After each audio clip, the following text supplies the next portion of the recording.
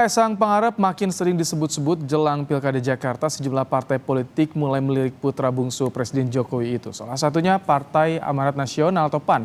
Bagaimana peluang Kaisang di Pilgub Jakarta? Kita akan bahas, saudara, bersama dengan Wasekjen DPP PAN, Saleh Daulay, dan juga ada pengamat politik BRIN, Siti Zuhro. Selamat sore, Bang Saleh, Bu Siti. Selamat sore.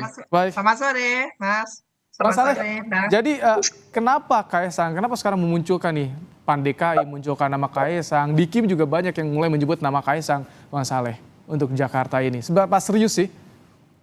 Jadi kalau soal nama-nama yang akan muncul di DKI ini, di Jakarta maksud saya, itu sebetulnya masih simulasi semua. Jadi katakanlah misalnya kalau PAN kemarin mendorong bagaimana Mbak Zita bisa jadi wagub.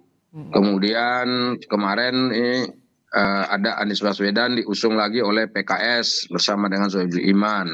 Kemudian muncul nama-nama lain ya, ada banyak calon-calon lain yang disodorkan, ada kemarin Ahok, kemudian ada dari Nasdem, dan semua itu belum ada yang pasti sebetulnya. Sebab tidak ada satu partai politik pun yang lolos dan bisa mencalonkan sendiri. Dan karena itu, kalaupun misalnya seperti Pak Anies Baswedan itu didorong oleh PKS, belum tentu bisa karena kurang kursinya 4. Jadi karena itu ini juga masih simulasi. Nah sama dengan PAN, ketika misalnya ada yang mendorongkan, ya sudah ini ada Kaisang, gimana kalau digabung dengan Zita Anjani dan seterusnya, karena ini merepresentasikan kalangan muda. Nah saya kira ini juga sah-sah saja dan boleh-boleh saja. Kita lihat dulu reaksi dari masyarakat. Nah kalau misalnya kita tidak dorong seperti itu kemarin, jangan-jangan Kompas nggak membahas nih gitu. Justru karena. Tapi ini murni ya, kalau keinginan dari PAN sendiri menduetkan Zita dan juga Kaisang.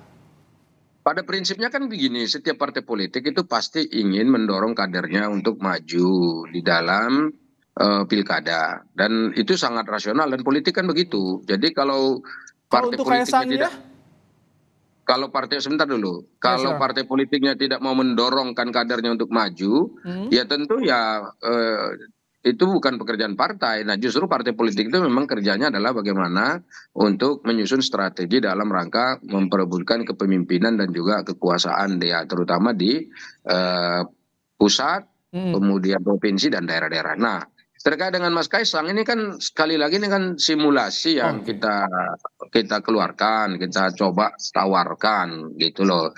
Jadi sekarang tinggal masyarakat nih, silakan menilai apakah misalnya pasangan ini nilai cocok, layak dan seterusnya. Nanti kan kita akan evaluasi juga.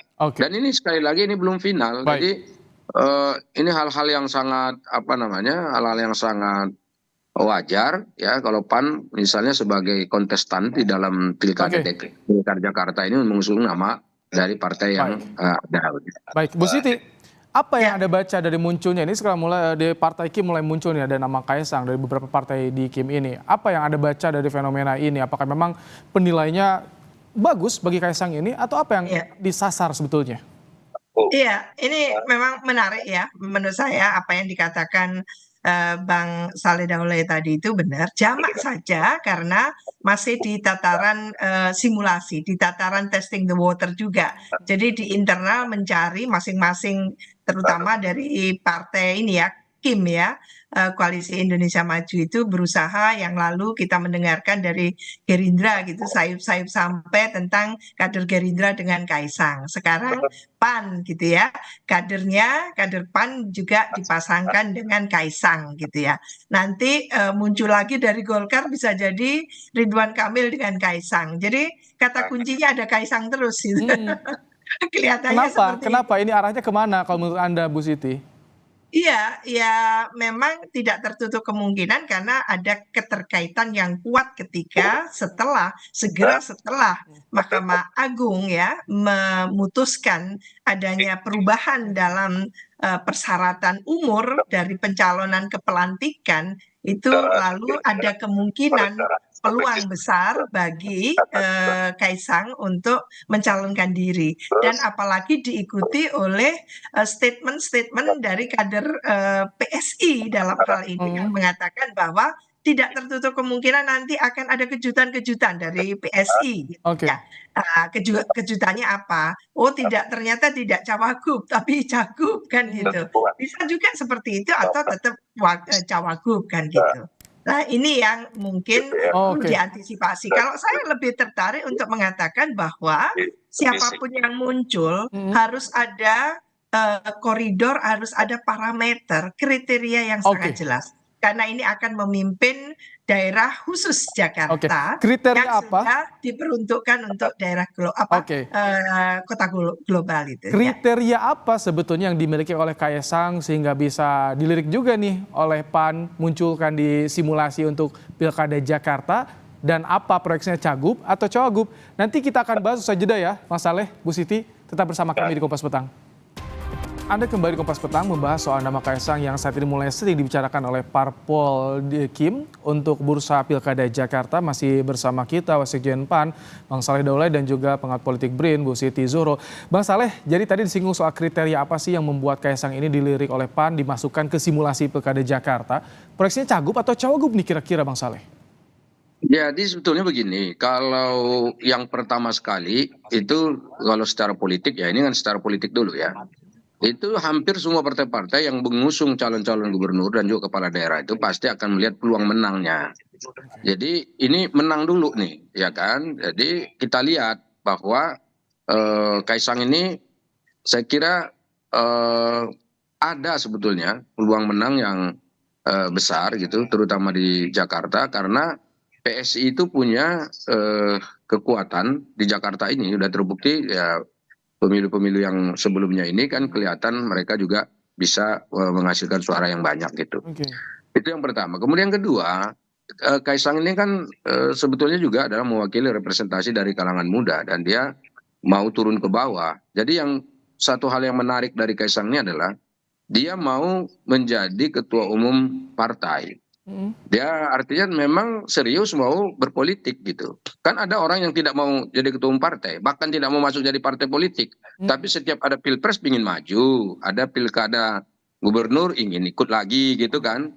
Tapi masuk partainya enggak gitu. Nah kalau Kaisang ini kan memang mau ya kan, mau masuk di situ. Jadi saya kira itu juga bagian dari keseriusan dari Kaisang untuk menjadi politisi. Dan kemudian yang berikutnya, ini kan tinggal bagaimana mensimulasikan ini dan juga menyamakan persepsi dengan partai-partai koalisi yang ada. Sehingga kalau memang mungkin ini yang kita dorong ya ini yang kita dorong. Dan tentu ini tidak akan diputuskan sendiri oleh satu partai politik, tetapi pasti akan bergabung dengan partai-partai politik lain. Sehingga dengan demikian akan kita hasilkan satu keputusan yang bertanggung jawab yang bisa mengantarkan koalisi meraih kemenangan pada Pilkada Jakarta yang akan datang ini. Oke, Bu Siti, dengan ini mulai banyak yang muncul nama Kaisang di Pilkada Jakarta. Apakah bisa menggambarkan ini masih ada pengaruh atau faktor Jokowi effect di sini di Pilkada Jakarta ini, Bu Siti? Atau bagaimana nanti persepsi publik soal ini?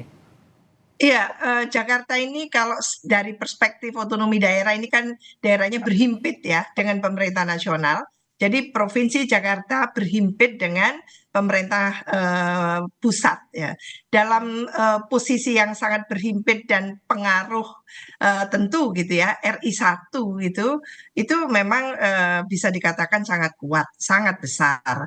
Tapi tentu kita juga harus mempertimbangkan faktor yang signifikan lainnya gitu, bagaimana mengerekrut gitu ya, bagaimana menciptakan satu pilkada yang ujungnya nanti adalah menghasilkan kepemimpinan yang berkualitas, kepemimpinan yang mumpuni. Jadi bukan lompatan-lompatan yang cenderung too much too soon gitu ya.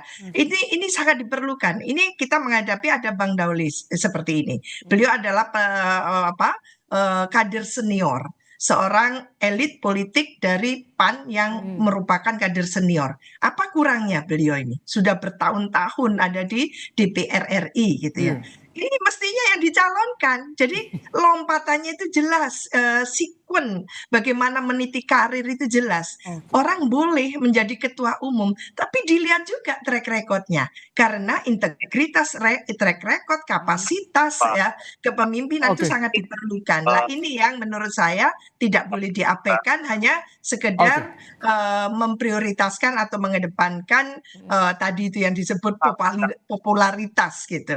Dan jangan lupa Mas Kaisang sendiri mengatakan bahwa popularitas saja elektabilitas saja sangat amat tidak cukup. Ini menarik Tapi ya, diperlukan dinamika. kinerja. Oke, Ya. dinamika politik untuk bursa Pilgub Jakarta akan terus memanas sampai nanti bulan Agustus. Kita akan tahu siapa yang didukung. Kita akan tunggu tentunya. Tapi terima kasih Bu Siti telah berbagi pandangan di Kompas Petang sore hari ini. Bang Said Daulay juga terima kasih telah meluangkan waktu untuk program Kompas Petang sore hari ini. Terima kasih.